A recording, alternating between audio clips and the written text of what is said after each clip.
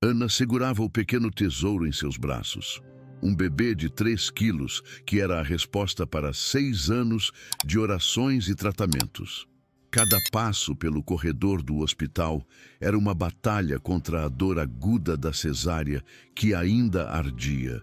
Um lembrete físico de sua jornada para a maternidade. O cansaço pesava em seus ossos, mas a felicidade de finalmente ter seu filho consigo era uma força maior, um bálsamo para o corpo ferido. Seu marido, Juan, não estava lá para buscá-la. Um projeto importante o prendera no escritório, ele disse. Ana não questionou. Estava acostumada com a ausência dele nos últimos meses. Tudo o que ela queria era chegar em casa, aninhar seu bebê no berço que montaram com tanto amor e, finalmente, começar a vida que sempre sonhou. Ao chegar, a casa a recebeu com um silêncio estranho e frio. Sua sogra, que a acompanhava, abriu a porta, mas não havia sinal de Juan. Nenhuma recepção calorosa, nenhum sorriso de boas-vindas. O ar estava pesado, carregado com uma ausência que... E além da física, o berço no canto da sala parecia um monumento a uma felicidade que ainda não havia chegado. Um calafrio de pressentimento percorreu a espinha de Ana, uma dissonância entre a família que ela imaginava e a realidade vazia que a cercava. Ela caminhou lentamente até o quarto, o coração batendo em um ritmo descompassado de ansiedade e esperança, ainda se apegando à ideia de que ele poderia estar preparando uma surpresa. Com um cuidado infinito, ela colocou o bebê adormecido no berço, o corpo dolorido finalmente encontrando um momento de alívio. Foi quando ela viu, sobre o travesseiro do seu lado da cama, um único envelope branco. Não era um cartão de boas-vindas. Tinha seu nome, escrito com a caligrafia inconfundível de Juan. Suas mãos tremiam ao abrir o papel. As palavras eram poucas, diretas e cruéis, uma lâmina de gelo que atravessou seu coração. Ele a estava deixando. Havia outra mulher. Ele queria o divórcio. A dor da ferida em seu ventre desapareceu, eclipsada por uma dor infinitamente mais profunda, uma laceração na alma da qual ela não sabia se algum dia conseguiria se recuperar. O sonho havia se transformado em um pesadelo. Abandonada, com um recém-nascido nos braços e o corpo ainda se recuperando de uma cirurgia. Como ela encontrará forças para recomeçar? Se você acredita na resiliência de uma mãe, inscreva-se no canal e curta este vídeo para acompanhar esta jornada de dor e superação. O sonho de Ana sempre fora construir, não apenas as casas e os edifícios que projetava como arquiteta, mas uma família, um lar. 6 anos antes, ela e Juan pareciam compartilhar do mesmo alicerce. Mas a infertilidade se tornou a primeira grande rachadura na estrutura do casamento. Para Ana, cada tratamento hormonal, cada tentativa frustrada, era uma batalha que travavam juntos. Para Juan, tornou-se o fardo dela, uma obsessão que ele passou a observar com uma distância crescente.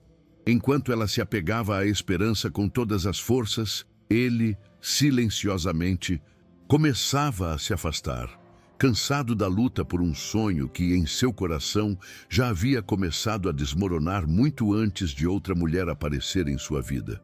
Quando a gravidez finalmente veio, como um milagre tardio, Ana pausou sua promissora carreira e canalizou toda a sua energia criativa para construir o ninho perfeito. O quarto do bebê não foi apenas mobiliado, foi meticulosamente projetado por ela. Cada cor na parede, cada curva do berço, cada detalhe da decoração era um verso em seu poema de amor e expectativa. A casa inteira se tornou sua tela, um projeto onde ela depositava não apenas seu talento como arquiteta, mas sua alma de futura mãe. Aquele lar, agora frio e silencioso, era sua obra-prima de esperança, um monumento construído para uma família que, sem que ela soubesse, já estava em ruínas na mente do homem que ela amava. Nos últimos meses da gestação, a distância de Juan se tornou um abismo. O que antes eram desculpas de trabalho, tornaram-se suspiros de cansaço. E, por fim, um silêncio indiferente. Ele parou de acompanhá-la às consultas, de tocar sua barriga, de compartilhar da alegria que para ela era tão avassaladora.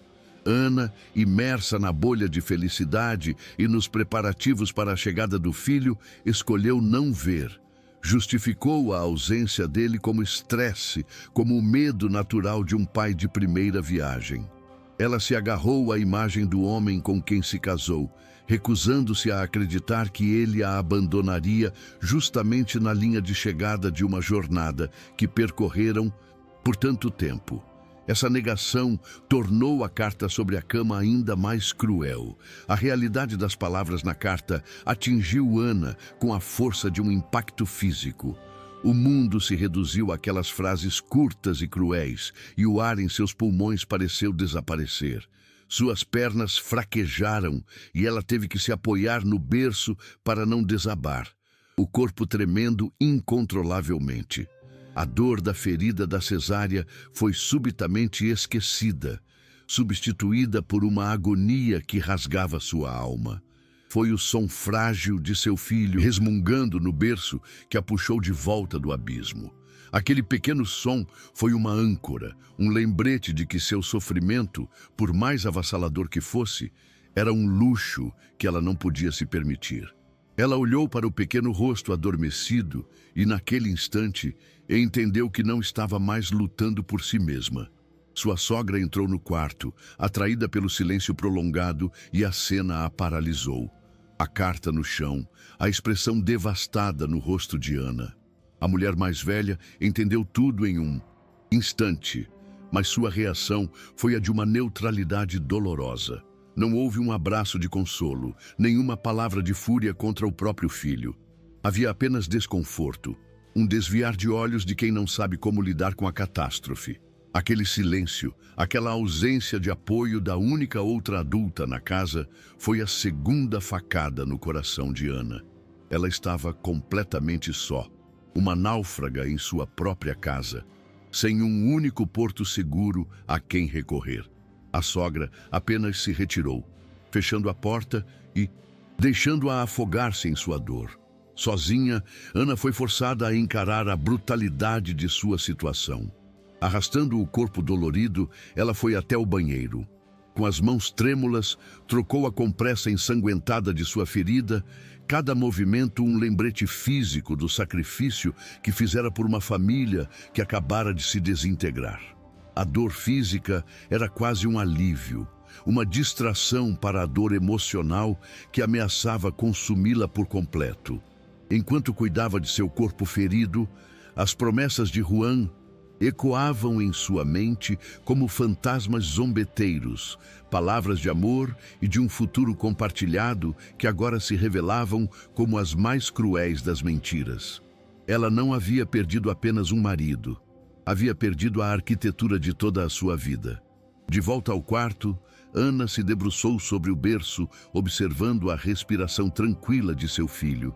Naquele pequeno ser, ela encontrou a única verdade que restava em seu mundo em ruínas. A fome, o cansaço, a dor, tudo se tornou secundário. Uma nova força, primitiva e feroz, começou a pulsar em suas veias. O instinto de uma mãe para proteger sua cria. Ela não sabia como, nem para onde iria, mas uma certeza se cristalizou em meio ao caos. Inclinando-se, ela sussurrou uma promessa para o bebê adormecido, um voto que se tornou sua nova fundação. Você é tudo que eu tenho agora, meu filho, e a mamãe vai tirar a gente daqui. Nós vamos ficar bem. A vítima estava morrendo. A guerreira estava nascendo. Do silêncio de sua cozinha, a sogra tornou-se a narradora oculta daquela tragédia doméstica. Ela observava a nora, uma jovem ainda se recuperando de uma cirurgia, movendo-se pela casa como uma aparição silenciosa. Via a recusa de Ana em se alimentar, sobrevivendo de biscoitos velhos, o orgulho ferido impedindo-a de aceitar a comida que Lourdes preparava. A sogra vivia um conflito doloroso. Amava o filho, mas a crueldade do ato dele a envergonhava profundamente. Seu silêncio não era de indiferença, mas de paralisia. Cada passo doloroso de Ana, cada gemido contido do bebê, era uma acusação silenciosa que ecoava em sua consciência, forçando-a a testemunhar a destruição que seu próprio filho havia causado. O ponto de ruptura para Lourdes veio 3 dias depois, na forma de uma jovem de suéter caro e botas curtas. A amante de seu filho, Júlia, entrou na casa sem ser anunciada e, com a arrogância de uma conquistadora, ofereceu a Ana um envelope com dinheiro. "Pegue e vá embora", disse ela. Naquele instante, algo dentro de Lourdes se quebrou. A xícara de chá que ela levava para a nora caiu de suas mãos e se estilhaçou no chão, um reflexo de sua própria compostura se partindo. "Você pensa que isso aqui é um mercado?" Ela gritou, a fúria finalmente rompendo sua neutralidade. "Acha que pode comprar a dignidade da mãe do meu neto?" Pela primeira vez, ela não era a mãe de Juan. Era a avó daquela criança. A partir daquele momento, a perspectiva de Lourdes mudou completamente. Ela acompanhou Ana ao hospital para o tratamento do bebê. E enquanto observava a nora velar o filho sob as luzes azuis, testemunhou um ato que a encheu de uma admiração profunda. Em meio à sua dor, Ana sacou o celular e, com uma precisão metódica, começou a registrar cada centavo gasto. Os analgésicos, as fraldas, o táxi. Lourdes percebeu que Ana não era uma vítima frágil esperando o resgate. Era uma mulher resiliente, uma estrategista silenciosa que, mesmo quebrada, estava meticulosamente documentando cada injustiça, cada custo de sua sobrevivência. Naquele hospital, Lourdes não via mais apenas a esposa abandonada de seu filho. Via uma guerreira e escolheu, em silêncio, lutar ao lado dela. A calmaria foi quebrada pela chegada de Juan. Ele entrou no quarto como um executor, sem olhar para o filho, trazendo consigo um envelope. Com uma frieza que cortava o ar, ele colocou os papéis do divórcio na frente de Ana. "Assine", disse ele, a voz desprovida de qualquer emoção. "É um acordo amigável. Não vamos complicar as coisas." A crueldade do pedido era imensa. Ele exigia que ela, em seu estado mais frágil, assinasse a anulação de sua própria vida, que concordasse legalmente em ser descartada. Ele não queria apenas o divórcio, queria a absolvição, a assinatura dela como um carimbo que o livraria de toda a culpa, tornando-a cúmplice de sua própria destruição. Ana olhou para o documento, depois para o rosto de seu filho, e uma força que ela não sabia que possuía emergiu das profundezas de sua dor.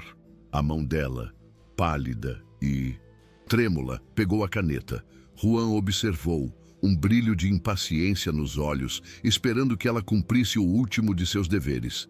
Mas então, com um gesto deliberado, Ana soltou a caneta que rolou pela mesa. Ela o encarou, os olhos secos, mas cheios de uma nova e perigosa clareza. "Não", ela disse, a palavra soando como uma sentença. "Eu não vou assinar nada." A recusa foi um ato de rebelião sísmica. O homem que esperava uma vítima submissa encontrou pela primeira vez uma adversária.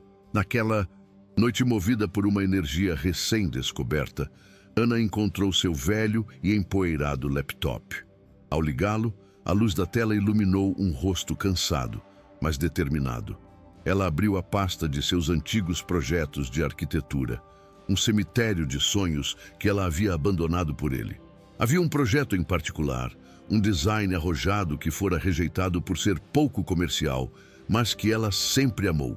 E então, com um clique que foi um ato de renascimento, ela criou um novo arquivo e o nomeou Meu Próprio Lar. Naquele momento, ela não estava apenas desenhando uma casa, estava projetando sua fuga, sua fortaleza, o alicerce de um futuro onde ela e seu filho não precisariam de mais ninguém. O universo pareceu responder ao seu primeiro ato de autoafirmação. Na manhã seguinte, o telefone tocou. Era Clara, uma velha amiga da faculdade de arquitetura. Ana, eu soube o que aconteceu e sinto muito, disse ela. Mas eu também sei do seu talento. Abri meu próprio escritório e preciso de ajuda. Lembra daquele seu projeto genial que foi rejeitado? Você ainda o tem? Horas depois de enviar o arquivo, uma notificação de transferência bancária apareceu no celular de Ana. Eram 40 mil reais. Um adiantamento, um voto de confiança. As lágrimas que rolaram pelo rosto de Ana não eram mais de dor, mas de uma gratidão avassaladora. Era o primeiro dinheiro que ela ganhava em anos. Era a primeira pedra na construção de sua nova vida. O primeiro passo para a liberdade foi dado. E o talento que ela pensava estar adormecido renasceu. Se você acredita no poder de se reerguer das cinzas, comente sua história e inscreva-se no canal para testemunhar a construção de um novo futuro. Com o primeiro pagamento em mãos, Ana transformou seu pequeno quarto alugado. O espaço, antes um símbolo de sua queda, tornou-se o berço de seu renascimento. Cada centavo foi investido no bem-estar de seu filho. A melhor fórmula infantil, fraldas de qualidade, um móbile colorido para pendurar sobre o colchão. Sua sogra Lourdes observava à distância essa transformação silenciosa. Via a nora trabalhando em seu laptop até altas horas da noite, o brilho da tela iluminando um rosto marcado pelo cansaço, mas agora também pela determinação. Um respeito mudo começou a crescer entre elas. Lourdes passou a deixar refeições quentes na porta de Ana, não mais por pena, mas como um gesto de silenciosa admiração e solidariedade feminina. A visita de Juan foi um confronto de realidades. Ele chegou sem avisar, trazendo uma lata de leite em pó barato e um pacote de fraldas, uma tentativa patética de reafirmar seu papel de provedor. Ao ver Ana concentrada em um projeto no computador, ele zombou. Ainda brincando com seus desenhinhos? Acha mesmo que vai conseguir sustentar uma criança com isso? Suas palavras, antes navalhas que a cortavam, agora eram apenas ruído. Ana não lhe deu o poder de uma resposta. Continuou trabalhando, ignorando-o completamente. A indiferença dela foi a arma mais poderosa. Ele, que esperava encontrar uma mulher quebrada e dependente, deparou-se com uma fortaleza. Juan saiu de lá frustrado, sentindo pela primeira vez que havia perdido algo de valor inestimável. A verdadeira revelação, no entanto, veio semanas depois, na forma de um artigo em uma prestigiada revista de arquitetura. Sua amiga Clara lhe enviou o link. A manchete era: A Casa com Sol. Como uma mãe solo redefiniu a arquitetura afetiva. A matéria elogiava seu design inovador e contava sua história de superação, celebrando seu talento. O artigo viralizou. De repente, Ana não era mais a esposa abandonada, a vítima de uma traição. Ela era a arquiteta genial, um símbolo de resiliência e força. Lendo aquelas palavras com o filho adormecido em seus braços, as lágrimas de Ana eram de pura validação. O mundo, finalmente, a estava enxergando não pela história que Juan lhe impôs, mas pela história que ela mesma estava construindo. As consequências daquela publicação foram imediatas e devastadoras para Juan. Pendes um café, sua amante, Júlia, leu o artigo. Ela viu a foto de Ana, forte e admirada, e depois olhou para Juan, um homem cuja própria carreira começava a vacilar. Ela percebeu que havia apostado no cavalo errado, que a força que admirava não estava nele, mas na mulher que ele havia descartado.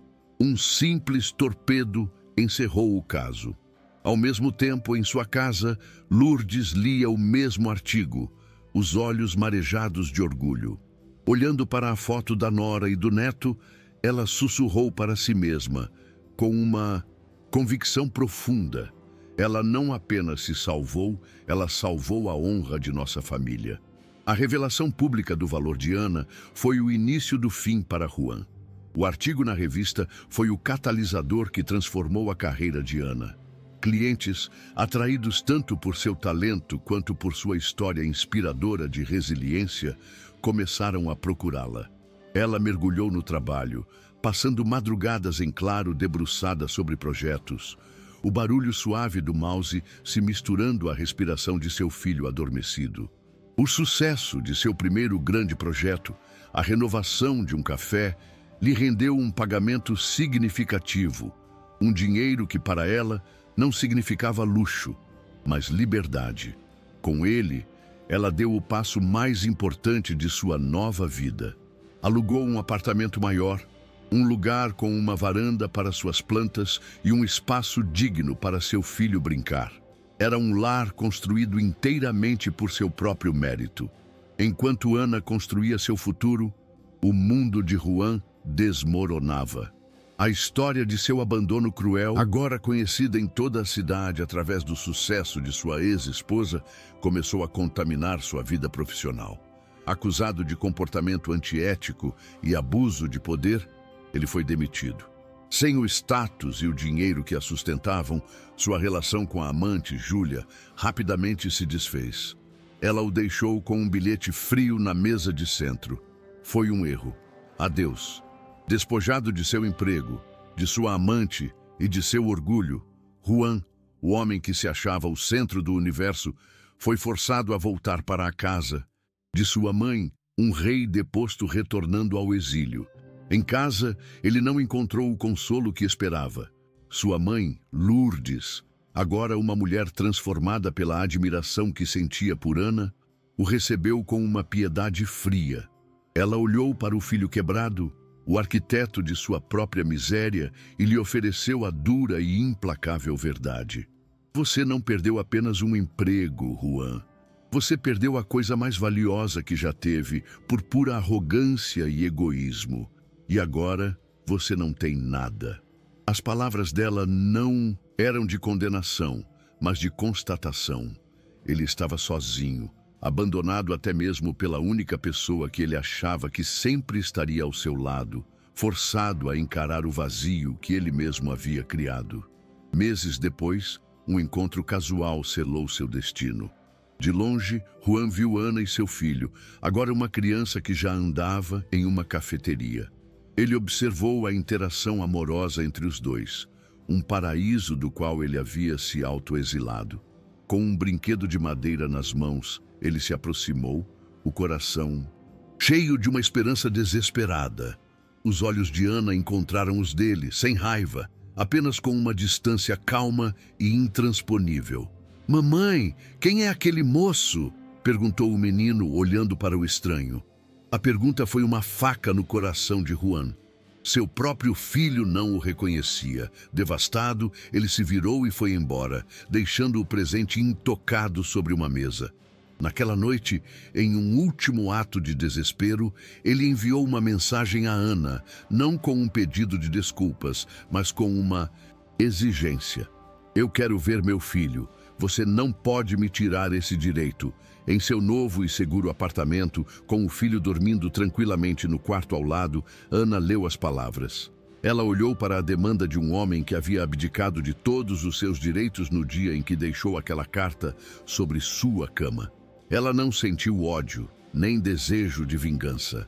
Sentiu apenas o ponto final de uma história. Com um gesto simples e libertador, ela deletou a mensagem e bloqueou o número dele para sempre. A transformação estava completa. Anos mais tarde, a vida de Ana era a materialização de sua resiliência. Ela se tornou uma arquiteta de renome, fundando seu próprio escritório, o Projetos Ana Torres. Seu nome, antes um anexo ao de seu marido, agora era uma marca de excelência e criatividade. Ela e o filho moravam em uma casa que ela mesma projetou. Um lugar cheio de luz, plantas e risadas. A casa com sol, que um dia fora apenas um esboço em sua tela.